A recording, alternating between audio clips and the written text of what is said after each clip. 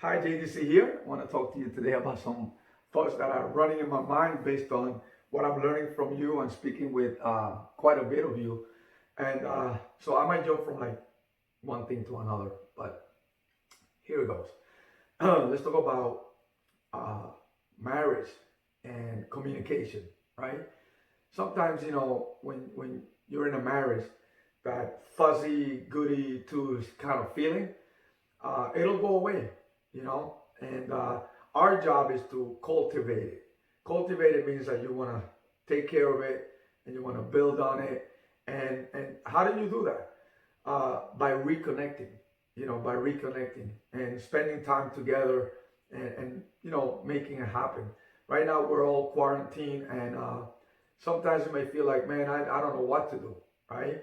And so we kind of express that in ways that are not healthy for the relationship or the family. But what if, you kind of like took a light for a bit and maybe decided to reconnect with your spouse and decided to, you know, lighten it up, lighten the load, and cultivate that fuzzy, good feeling, which you can do. You can actually do that. And the other thing is, do your best to grow together, not to grow apart. All right.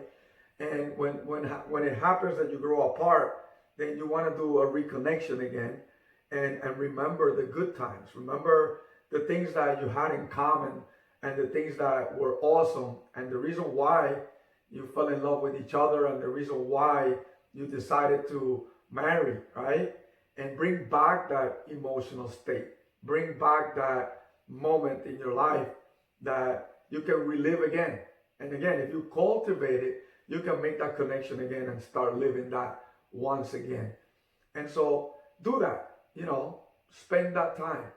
But also you want to spend time growing yourself as a person so that you can be a better partner, so you can be a better spouse, a better husband, a better wife, and enjoy that time together. And if you're parents, well, then you want to do that so that you can become a better parent. And then together, you can parent your children really, really good. So one of the things that uh, this quarantine has done for a lot of people is that it exposed ways in which they express what they are desiring, but in a not so healthy way. And so you want to take a step back out of that and, reconnect with your spouse and really make that one-on-one connection with each other. Maybe have a glass of wine and spend some time alone in the house, right?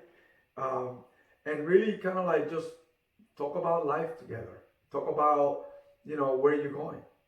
Maybe you want to review things that you have, like goals and dreams. And if you don't have any, create some together and really enjoy that.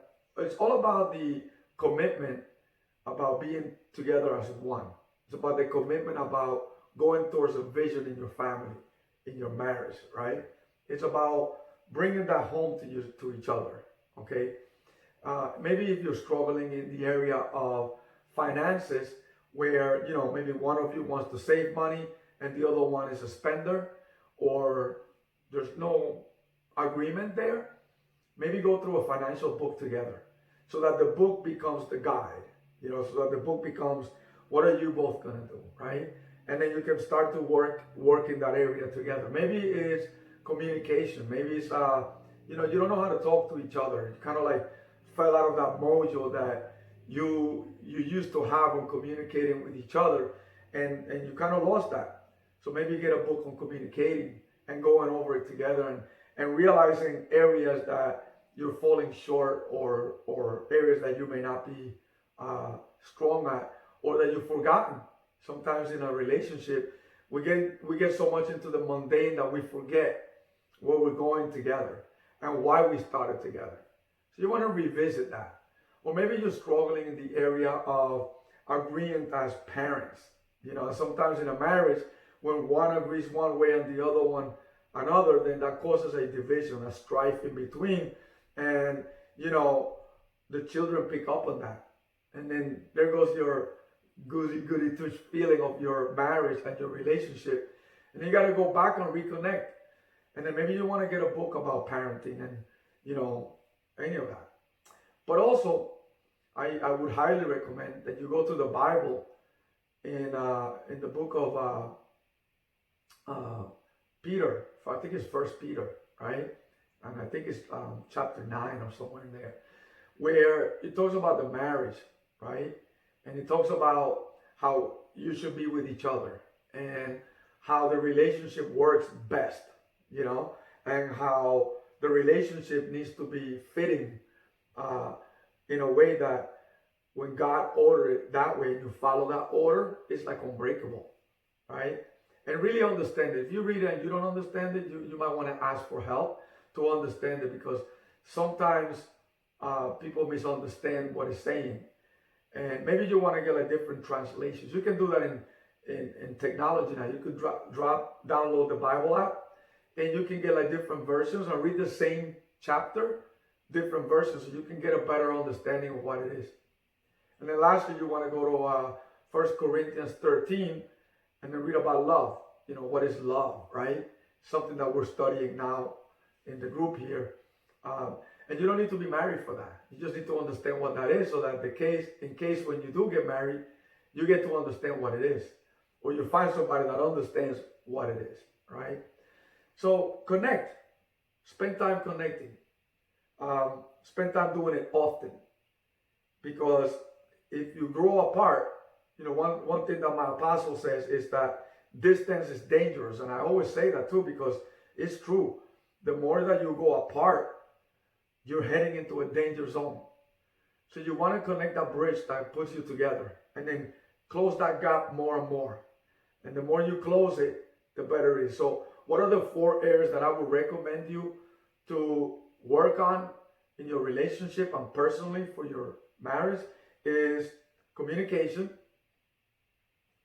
intimacy, okay, affection and love, intimacy, finances, right? And in the area of finances, you have to agree. How does God want you to save money and invest and all that? Because He does. He teaches you about that, right? And the other area, I think it's 3 or 4, is communication, intimacy, and finances. Yeah, those 3. All right? Work on those 3 things. How do you communicate with each other? What are you going to do with finances, right? Together. And intimacy. Being together as one, right? Not holding each other against it, right?